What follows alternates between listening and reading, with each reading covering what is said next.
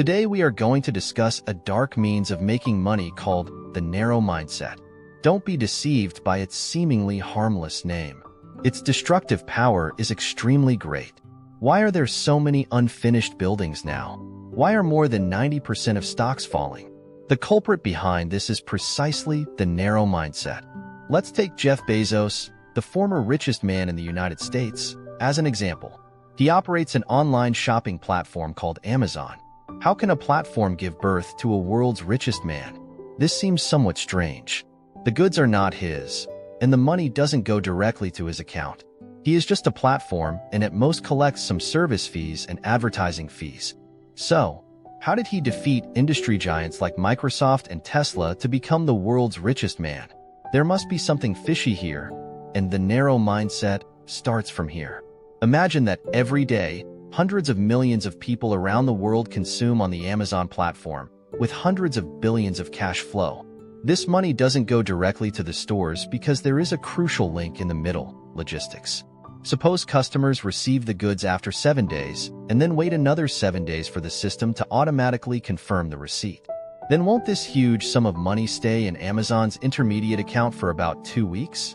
If there are hundreds of billions lying in your account for 2 weeks and you don't have to pay any interest, how much can you earn even by depositing it in a current account in the bank every day? Not to mention that Amazon has a top investment team to make money with this huge sum. The most crucial point is that as long as your platform doesn't collapse, so much money comes in every day. Taking a step back, even if you lose, it doesn't matter. As long as the source of water is sufficient, if you take a ladle, a bucket, or even dig a canal to divert water to irrigate your farmland, it won't have any impact on the water level in the river.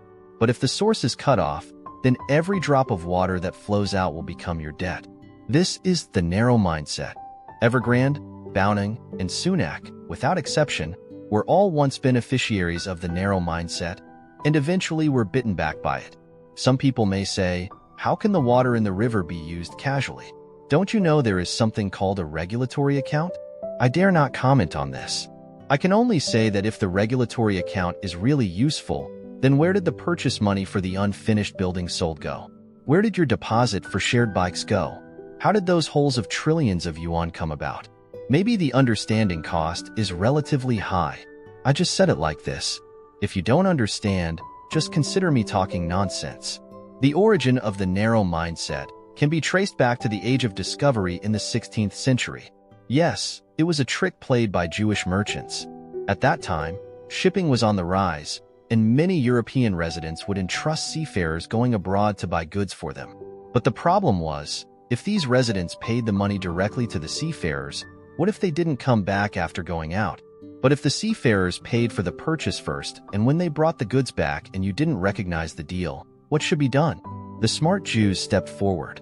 If you want to buy something, put the money with me first. When the seafarers bring the goods back, they come directly to me to get the money. I am responsible for the handover of money and goods. To put it simply, it was like making an offline Alipay. So these Jewish merchants accumulated a large amount of cash in their hands.